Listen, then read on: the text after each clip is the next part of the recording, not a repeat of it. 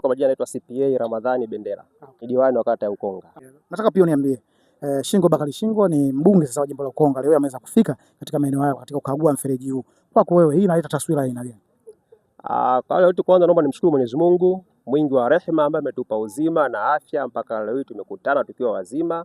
Lakini pia nimshukuru sana Daktari Samia Suluhu Hassan, Rais wa Jamhuri ya Muungano wa Tanzania, kwa kazi kubwa anayoifanya kuleta maendeleo katika nchi yetu na hasa kwenye kata yetu sisi ya Ukonga. Lakini pia naomba nimshukuru sana na nimpongeze ndugu yangu mbunge ambaye tuko naye sasa hivi, Bakari Shingo, ambaye amekuwa ni msaada katika maeneo yetu na amekuja kwa ajili ya kuja kuona changamoto ambazo zatukabili wana Ukonga. Kwa hiyo namshukuru sana na kwa ujio wake, naamini ndio mwanzo ambao tutaanza kuanza safari ya pamoja ya kufanya kazi sisi kama wasaidizi wa Mheshimiwa Rais.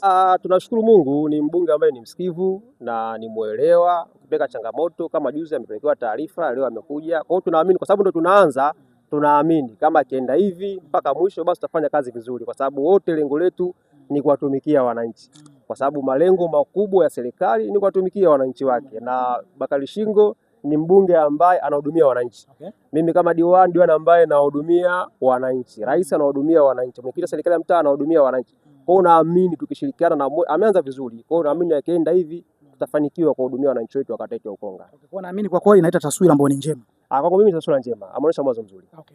Naam, mtazamaji wa Sanga Media, huyu ni diwani sasa kwa maeneo haya, tuko maeneo ya Ukonga, ameweza kuzungumza machache, lakini hususan taswira yake namna anavyoshirikiana na mbunge wa jimbo la Ukonga Shingo Bakari Shingo. Usiondoke, nataka tuweze kumtafuta sasa mbunge Shingo Bakari Shingo tuweze kuzungumza naye, aweze kutuambia naye pia namna gani wanaweza kushirikiana na wadiwani ambao 99% wanatoka katika chama tawala. Usiondoke.